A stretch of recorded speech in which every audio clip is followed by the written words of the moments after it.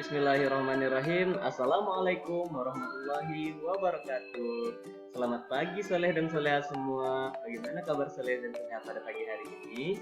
Nah, Ustadz harap semoga Soleh dan Soleha semua masih semangat ya untuk belajar pada pagi hari ini. Nah, hari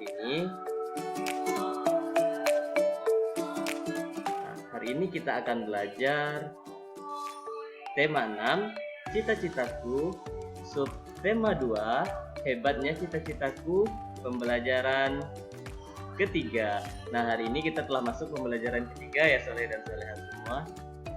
Nah, sebelum kita memulai pembelajaran, ada baiknya kita berdoa terlebih dahulu agar pembelajaran yang akan kita lakukan diberkahi oleh Allah Subhanahu wa Ta'ala. Nah, sudah siap Soleh dan Soleha semua? Nah, bagaimana sikap berdoanya? Nah, mari angkatkan kedua tangannya. Sikap berdoa sebelum belajar tema dengan mengucapkan basmalah. Bismillahirrahmanirrahim.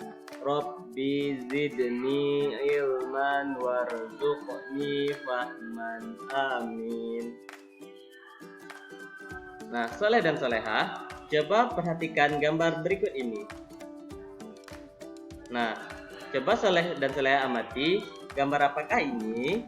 Di sini yang pertama ada gambar seorang lelaki, dan di sini ada gambar peta Indonesia. Kira-kira ini gambar apakah ya Soleh dan Soleha? Nah, tahukah Soleh dan Soleha siapakah tokoh yang terdapat pada gambar tersebut? Nah, tokoh tersebut adalah patih kerajaan Majapahit yang bernama Gajah Mada. Nah, pasti Soleh dan Soleha sudah pernah kan mendengar kata Gajah Mada? Nah, patih Gajah Mada merupakan seorang tokoh besar, yaitu mempunyai cita-cita yang sangat besar, yaitu mempersatukan pulau-pulau dan kerajaan-kerajaan yang ada saat itu menjadi satu, yaitu Nusantara. Nah, Soleh dan Soleha, apakah cita-cita patih Gajah Mada terlalu tinggi saat itu? Nah, saat itu cita-cita patih Gajah Mada adalah untuk menyatukan Nusantara di bawah naungan kerajaan Majapahit. Nah, tahukah Soleh dan Soleha usaha apa saja yang dilakukan untuk mencapai cita-cita tersebut? Nah, Gajah Mada mencapai cita-citanya dengan mengikrarkan Sumpah Palapa dan berusaha sekuat tenaga. Nah, tahukah Soleh dan Soleha bagaimana cara patih Gajah Mada mewujudkan cita-citanya? Nah, untuk mewujudkan cita-citanya, patih Gajah Mada benar-benar melaksanakan Sumpah Palapa yang diucapkan ketika diangkat menjadi Mahapatih Majapahit.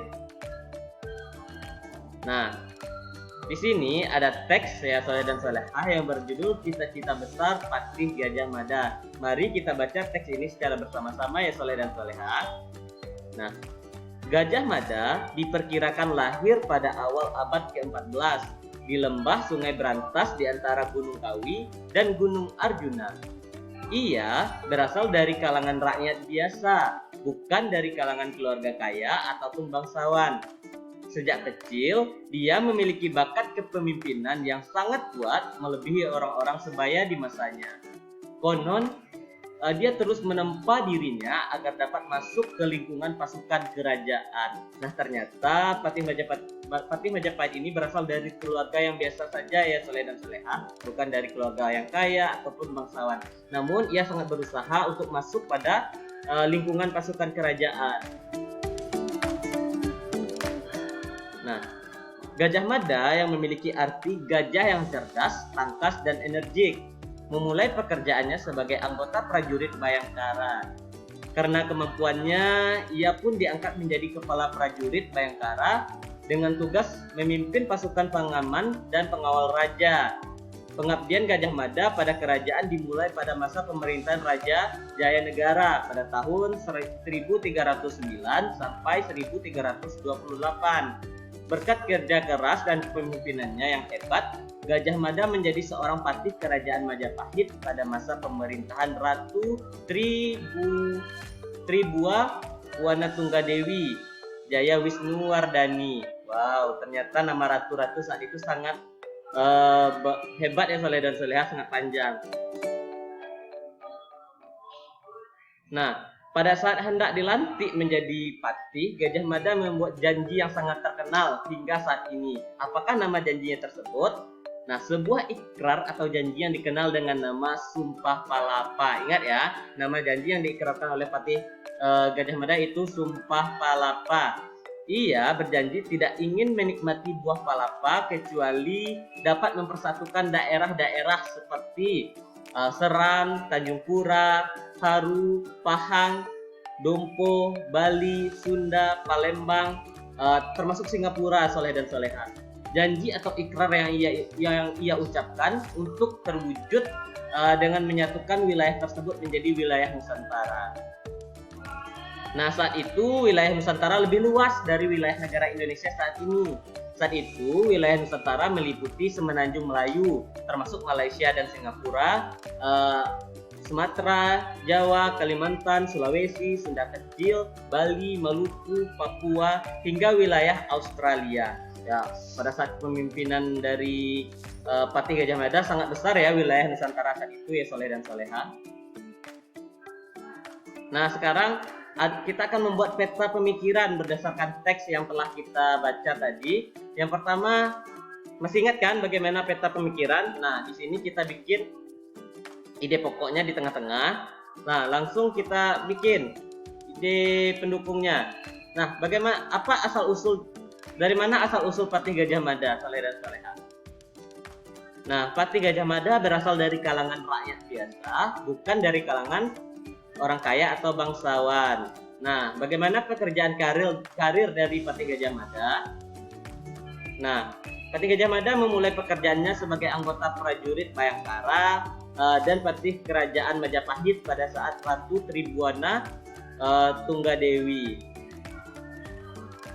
Nah, apa cita-cita dari Patih Gajah Mada? Yaitu untuk menyatukan seluruh wilayah Nusantara di bawah kekuasaan kerajaan Majapahit. Nah, sikap dan nilai yang bisa kita pelajari dari Patih Gajah Mada, sikapnya itu sangat kerja keras dan terus menempa diri. Sedangkan nilainya yang bisa kita ambil dari Patih Gajah Mada yaitu teguh pada pendirian dan sungguh-sungguh. Nah, di sini ada sebuah puisi yang berjudul Mahapatih Gajah Mada karya D. Karitas. Nah, soleh dan soleha bisa baca ya puisi ini di rumah.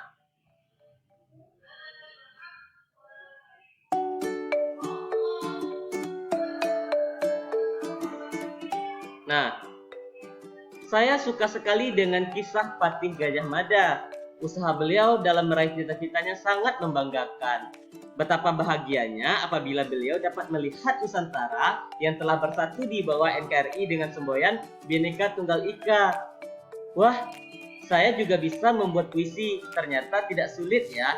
Nah, ternyata tidak sulit kata Lani membuat puisi ya soleh dan soleha.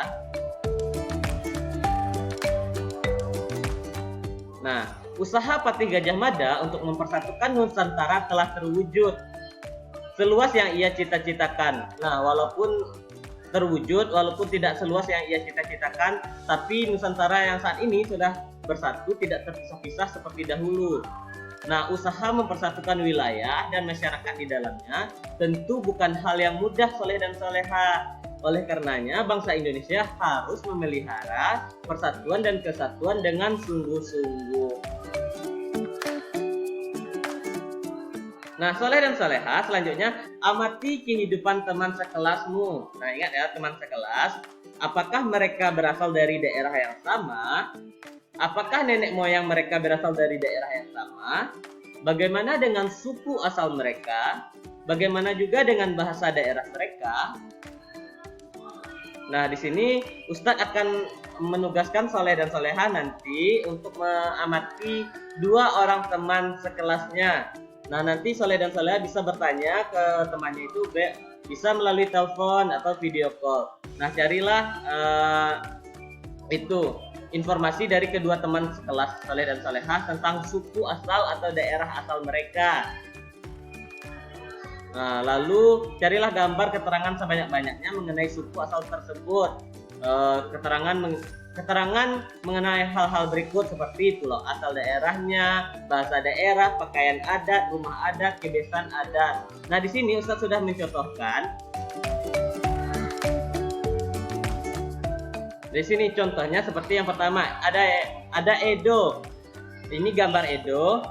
Nah, keterangannya pulau asal dari Papua, sukunya dari suku Dani, bahasa daerahnya Abun, pakaian adatnya Koteka dan Rok Rumbai, rumah adatnya yaitu rumah Honai, kebiasaan adatnya yaitu Mansoranda, yaitu tradisi injak piring.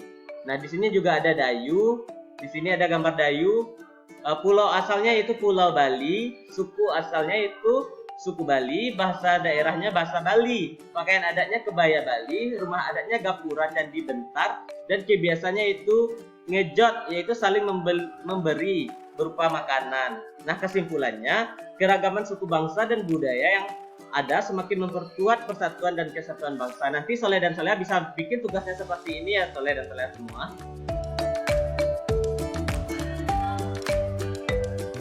Nah, usaha keras Patih Gajah Mada untuk menyatukan Nusantara sangat beralasan.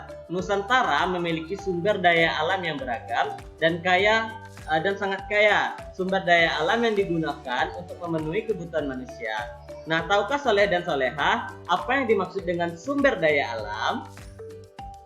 Nah, sumber daya alam adalah segala sesuatu yang ada dari alam yang dapat digunakan untuk memenuhi kebutuhan hidup manusia. Nah, sumber daya alam itu segala sesuatu yang berasal dari alam.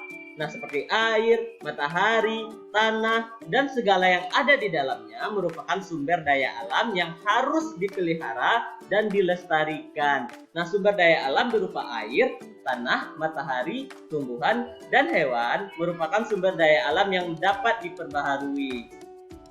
Nah, beberapa dari sumber daya alam tersebut dapat berupa bentang alam seperti sungai, danau, laut, tanah, persawahan, dan tanah hutan. Dan pada setiap bentang alam tersebut terkandung sumber daya alam seperti air, tanah, udara bersih, tumbuhan, dan hewan. Nah, di sini Ustadz telah mencontohkan sumber daya alam yang terdapat di lingkungan Ustadz misalkan, dan asalnya dari mana dan manfaat sumber daya alam tersebut. Yang pertama itu air.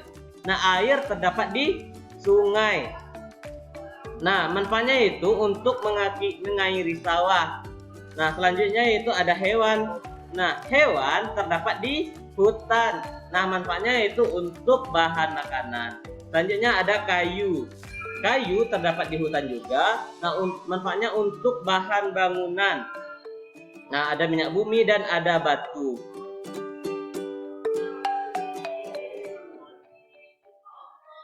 Nah, sumber daya alam mana sajakah yang paling banyak tersedia di daerah tempat tinggalmu? Di sini Ustadz contohkan sumber daya alam yang banyak terdapat di tempat tinggal Ustadz adalah kayu. Nah, bagaimana masyarakat sekitar memanfaatkannya? Kayu bisa dimanfaatkan untuk mendirikan bangunan sebagai bahan bakar. Nah, selanjutnya, bagaimana usaha masyarakat sekitar menjaga dan memeliharanya? Nah, hutan dirawat dengan cara menanam kembali pohon yang telah ditebang. Nah, alhamdulillahirrabbilalamin. Sampai di sini pembelajaran kita pada pagi hari ini. Ustaz harap semoga Soleh dan Soleha bisa mengerti dengan pembelajaran yang telah kita lakukan.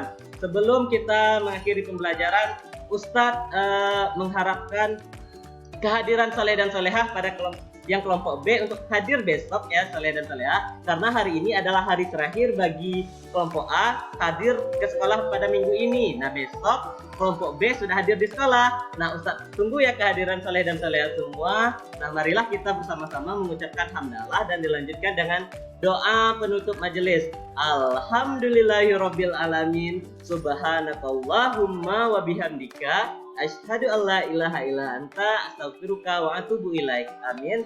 Assalamualaikum warahmatullahi wabarakatuh.